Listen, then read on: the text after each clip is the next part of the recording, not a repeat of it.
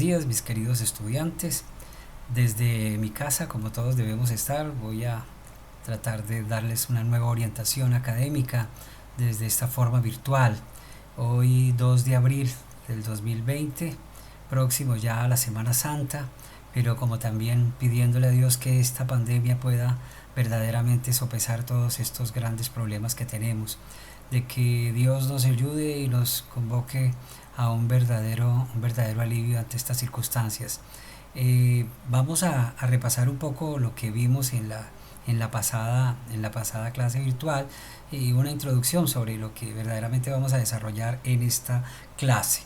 Nos acordamos sobre los sistemas económicos, que fue una estructura que veíamos y analizamos, y ustedes tuvieron la oportunidad de estructurarla en unos mapas conceptuales, en donde los sistemas económicos es naturalmente la organización de ideas y obviamente reglas y naturalmente procedimientos e instituciones creadas por una sociedad donde se resolver problemas económicos. Ahí pudimos encontrar los más importantes sistemas económicos que tuvo la trazabilidad de la historia de la humanidad, como la comunidad primitiva. Ya lo vimos en ese escenario fundamentalmente mucho antes de Cristo, como esta comunidad primitiva básicamente hablaba de toda una estructura de autoconsumo, en donde no existían las clases sociales, no aparecía la propiedad privada, pero verdaderamente fue también transformándose para llegar a un sistema económico como fue el esclavismo, donde en constante vemos los escenarios propios de las clases sociales, del esclavista y el esclavo, de los desarrollos propiamente del mercado y fundamentalmente de las clases. Aquí vemos el feudalismo, pues es un escenario muy importante en lo económico, es un escenario que tuvo casi cerca de 9 siglos en donde la humanidad verdaderamente tuvo un escenario de gran desarrollo en todos los campos, fundamentalmente Europa y Asia, y ya Occidente estaba ya siendo conquistada por las empresas conquistadoras de Europa en el siglo XVI, como las empresas conquistadoras de España, Portugal y naturalmente Inglaterra y otros países que encaminaron la empresa conquistadora. Después de ese feudalismo que aparece la revolución industrial y todo lo que ustedes vieron que fue trascendental, aparece el capitalismo, ese siglo XVIII, el gran escenario pues de la economía, el liberalismo económico, donde nace aquí el liberalismo económico, fundamentalmente el capitalismo y el desarrollo de la mercancía, el valor y otros grandes aspectos, el desarrollo propiamente de lo que sería el verdadero desarrollo de la economía. Aquí después, posteriormente y paralelo a ello, que lo vamos a ver ahora en el pensamiento, como dentro de ese capitalismo pues es una escuela importante que la vamos a ver, y aquí aparecen dos escuelas fundamentales después de este capitalismo, lo que aparece el socialismo como el comunismo o la economía planificada. Ahora fundamentalmente vamos a mirar qué pasó y cuáles fueron las escuelas fundamentales de estos escenarios y de estos sistemas económicos. Vamos a encontrar que la relación de los grandes protagonistas de estos sistemas económicos fueron determinantes en nuestro estudio.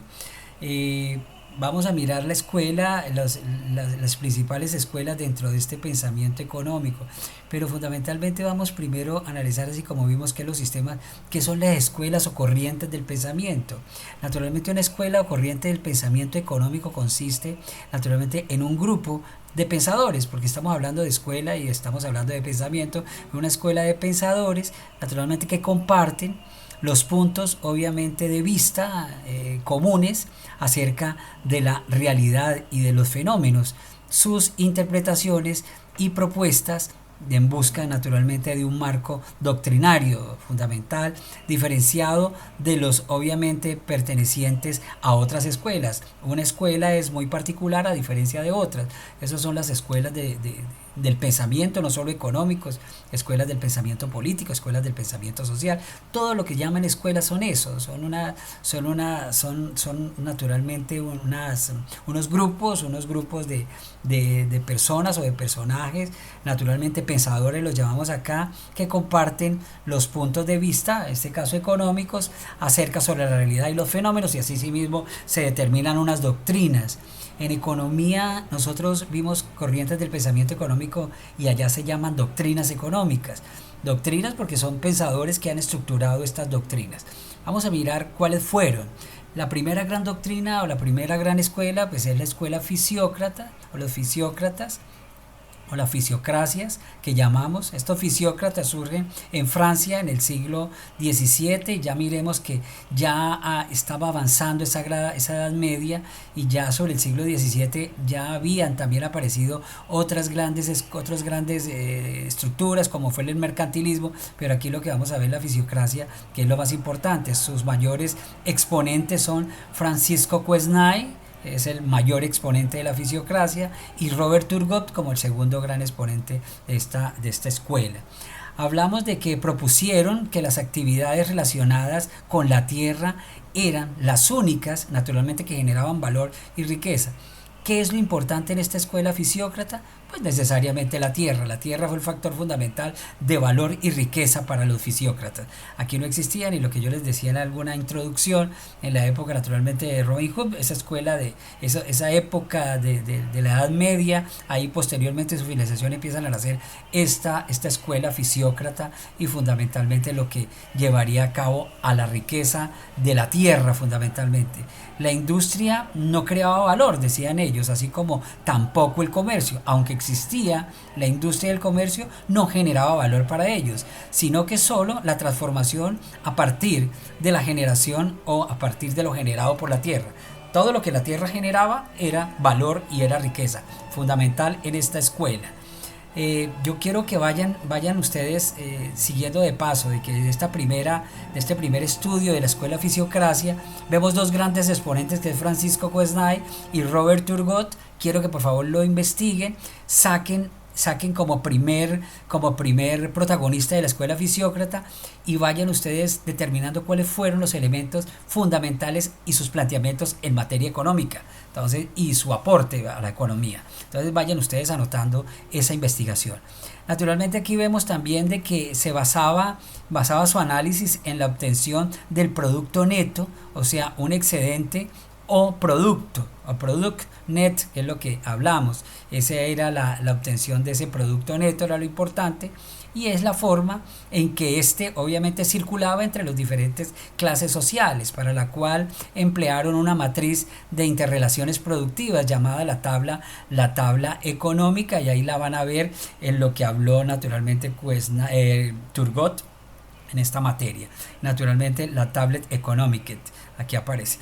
Aquí iniciamos una segunda gran escuela, como la escuela clásica o la escuela del pensamiento clásico. Fue de las más importantes de la economía, de la que nosotros verdaderamente enfocamos mucho nuestra atención. Surge principalmente en Inglaterra en el siglo XVIII, ya mejoramos o avanzamos un siglo más. Naturalmente sus principales representantes fueron, al que ya he hablado en varias oportunidades, Adam Smith, David Ricardo y Thomas Malthus. Básicamente Ricardo pues es el que recordamos como el gran gestor de lo que llamábamos la teoría absoluta, y naturalmente para Smith la teoría relativa. Si estamos hablando del gran desarrollo del comercio internacional, con David Ricardo en este caso. Las fuerzas del mercado obviamente alcanzaban por sí misma un equilibrio natural. Entonces, en la escuela clásica ya no es la tierra la que fundamenta el gran desarrollo de la riqueza, sino el mercado. El mercado alcanzaba por sí mismo un equilibrio natural, y era lo más importante. Por lo tanto, el Estado no debería intervenir en él.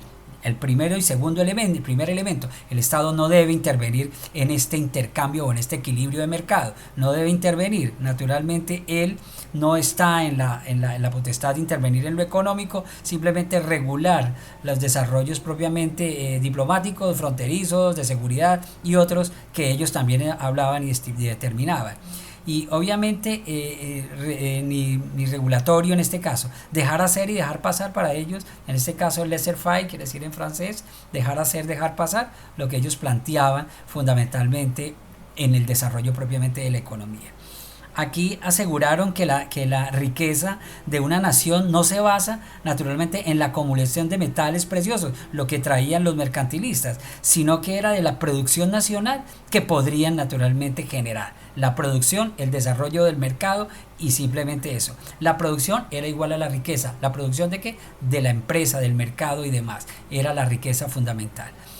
Aquí vemos naturalmente que la corriente del pensamiento clásico también realizan estudios muy importantes sobre el valor trabajo.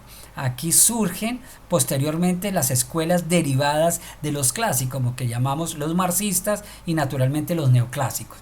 Están en ese momento porque estamos en el siglo XVIII. Paralelamente Marx también en Alemania estaba gestando un desarrollo de una escuela y un pensamiento que llamó el marxismo, pero también en Inglaterra y otros países, en Francia, estaban naciendo los neoclásicos fundamentalmente en ese siglo XIX, y estaba apareciendo esa gran subdivisión de la escuela clásica, y se le puede catalogar o estructurar dentro de la escuela clásica. Vamos a mirar qué fue la escuela del pensamiento marxista. Su nombre solo lo dice. Surge naturalmente principalmente en Alemania y en Inglaterra en el siglo XIX. Estamos terminando el XVIII con los clásicos, pero los clásicos se dividen y aparecen los marxistas y aparecen los neoclásicos en el siglo XIX y llegando posteriormente al XX. En este siglo XIX, sus principales exponentes tenemos a Karl Marx, de ahí se llama la escuela marxista por Marx y Federico Engels, que eran sus amigos, su amigo personal, uno que era inglés y Marx era alemán, y ellos verdaderamente tenían un común denominador, que era su verdadera filosofía, obviamente marxista, su verdadera filosofía del desarrollo del materialismo. Los dos hacen una gesta importante en este pensamiento. Entonces su trabajo constituye en una crítica al sistema capitalista, y ellos se enmarcan en esa crítica que traían los clásicos, que fundamentaban los clásicos, y lo que llegan ellos a replantear es todo un pensamiento sobre el tema capitalista. Ellos naturalmente emplearon la lógica dialéctica y el materialismo.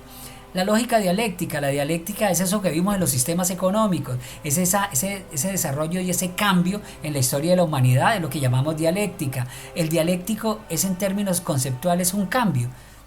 Yo me puedo decir y le puedo decir al que me rodea, a los que me rodean, yo soy un hombre dialéctico, lo mismo que pudiera estar diciendo yo soy un hombre de cambio, yo soy un hombre que cambio necesariamente, yo no estoy atado a una sola estructura, yo tengo que estar cambiando. En eso se fundamentó Marx y Engels para plantear el desarrollo del pensamiento marxista. Aquí aparece el desarrollo del materialismo histórico. Entonces aquí empezamos a ver estructuras ideológicas, como Marx hablaba fundamentalmente de que naturalmente primero era la materia y después la idea, y para los idealistas pues primero es la idea y después la materia, y entonces aparece toda una corriente fundamentalmente del pensamiento naturalmente materialista, y se fundamentan los materialistas en la humanidad.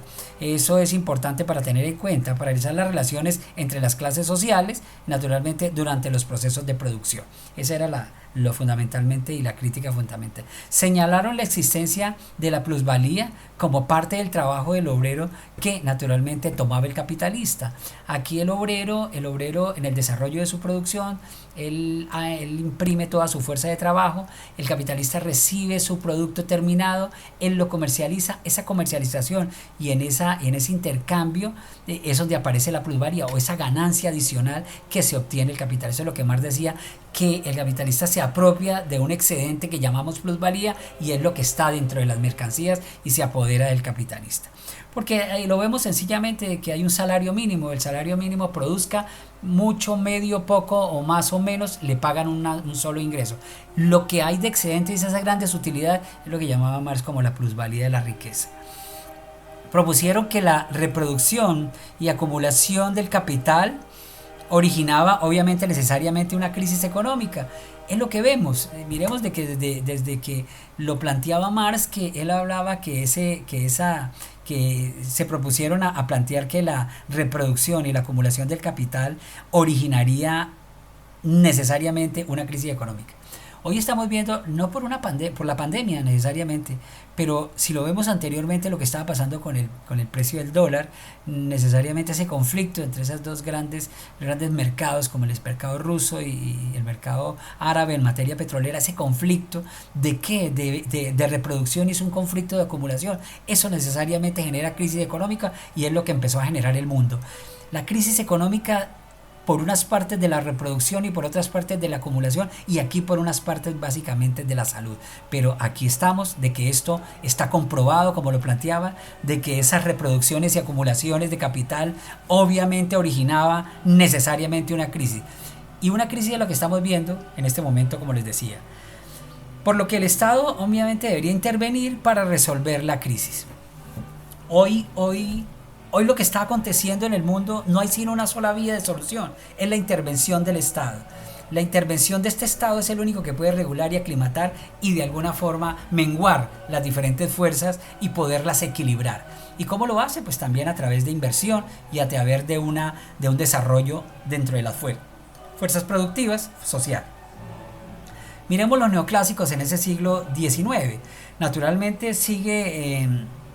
surge principalmente también en Inglaterra, en Alemania y en Italia en el siglo XIX. Veamos que también es una parte de la escuela clásica, por eso se dice neoclásicos. Los neoclásicos quiere decir nuevos, nuevos clásicos. También traían la escuela clásica, a diferencia de los marxistas. Ellos eran como lo adverso o lo contrario, como fueron los clásicos a los marxistas. Lo que son contrarios los neoclásicos a los clásicos es en la posición que tenían solamente en el desarrollo productivo, que fundamentalmente aquí entra a jugar el papel fundamentalmente el hombre y no las mercancías. Sus principales exponentes, pues Alfred Marshall, por favor investigarlo, William Stanley, también investigarlo, León Walras, también investigarlo, Wilfred Pareto y Carl Menger. Entonces hablamos de estos grandes exponentes de los neoclásicos, casi que es los grandes exponentes de la economía actual, de lo que llamamos la microeconomía. Esto es toda la microeconomía que aparece. Fue la más amplia y diversificada, naturalmente se componía naturalmente de estas subescuelas que hablábamos. Los neoclásicos decían que el común denominador radicaba en el enfoque necesariamente marginalista. Aquí aparece el gran pensamiento marginal, la producción marginal, la producción de la última unidad y otros grandes desarrollos de los planteamientos naturalmente microeconómicos. Aquí es importante tener en cuenta eso. Aquí retomaron y naturalmente ampliaron muchos de los supuestos clásicos. Ellos se apoyan también en los clásicos, naturalmente dándose además una base matemática, analítica y metodológica. Entonces aquí la microeconomía, ellos empiezan a tocar temas fundamentalmente matemáticos para la explicación, analítico y metodológico sobre el desarrollo, sobre el planteamiento fundamentalmente económico. Y aparece ya en el siglo XX, aparecen los keynesianos. Los keynesianos que naturalmente surgen principalmente en Estados Unidos de Norteamérica a principios del siglo XX con la crisis de 1929. Su principal expositor, John Maynard Keynes, otro que lo deben de investigar, que fue lo que él planteó. Keynes realizó un análisis respecto a la depresión económica global que se vivía en los años 30 a nivel de la crisis y naturalmente sugirió propuestas para salir de ella. Y vamos a mirar cómo les fueron esas propuestas. Esta corriente propone naturalmente que cuando el sistema capitalista entra en crisis, como lo que tenemos actualmente, el Estado debe intervenir en la economía para reactivar o para revivir naturalmente la actividad productiva y después debe retirarse. Aquí lo que estamos viendo, yo les voy a enviar un artículo sobre lo que está planteando sobre lo de Keynes y Hayek, que son siglo XX, economía, macroeconomía, que ya Keynes es macroeconomía, y van a mirar de que lo que están planteando y lo que ellos planteaban en los años 30 es casi que lo que tiene que plantearse en este momento de crisis. Aquí se desarrollaron múltiples postulados relacionados con el empleo, que es lo que estamos viviendo ahora, qué vamos a pasar con el empleo, con el consumo, con la inversión, para realizar las fluctuaciones del sistema. Aquí hablamos sobre los estructuralistas o cepalinos, que es otra escuela también del siglo XX. Los estructuralistas, pues aquí surgen también a mediados del siglo XX, ya había aparecido Keynes, pero todavía en el siglo XX, a mediados, estaban los keynesianos, pero había paralelamente unos estructuralistas y unos cepalinos. Cepalinos viene de cepal. Entonces surge de un organismo de las Naciones Unidas, cuyo nombre también fue la Comunidad Económica para América Latina, la CEPAL, y se le llamaron también los cepalinos.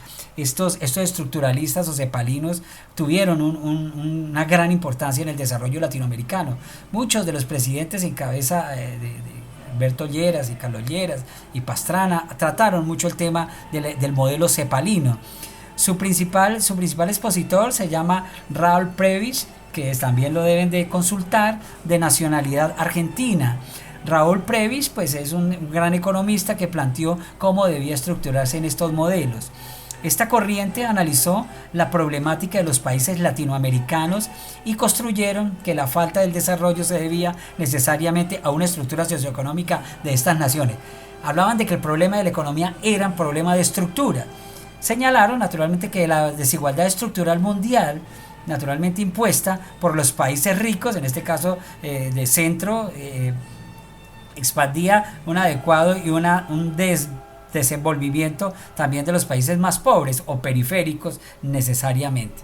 Eso es una crisis que vivió Latinoamérica. Ellos plantean unas grandes soluciones para este escenario. Aquí hay la división de la economía, como la podemos analizar y ya hasta donde hemos podido llegar, que la economía, naturalmente, te acuerdas que vimos la economía positiva y normativa, que la economía descriptiva o teoría necesariamente económica, que era la economía positiva.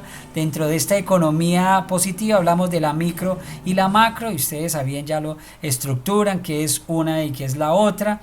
La teoría dentro de la parte macroeconómica, vamos a analizar la teoría monetaria, la teoría naturalmente de las finanzas públicas y naturalmente la teoría de las relaciones internas y la teoría del desarrollo. Hablamos como la parte normativa, como la política económica, lo que hablamos de sus objetivos y naturalmente de sus instrumentos necesariamente. Este esquema quiero que por favor lo analicen, lo subdividan y lo vayan naturalmente definiendo cada una de sus conceptos. Queridos compañeros, en esta segunda clase quiero que estén ustedes atentos a todo lo explicado sobre los sistemas económicos, la relación que hay sobre los verdaderos escuelas del pensamiento económico y las más importantes. Trataremos de que podamos todos conocer cada uno de estos protagonistas y lo que a bien han demandado hasta nuestros días. No nos apartemos de lo que está aconteciendo, todo tiene una raíz también, desde un pensamiento y desde un sistema. Entonces les dejo hasta ahí esta clase y sea verdaderamente de todo el provecho y sea de todo el desarrollo de nuestra materia. Una feliz tarde, le deseo un feliz fin de semana, que Dios los bendiga y que Dios los proteja. Muy buenas tardes, gracias.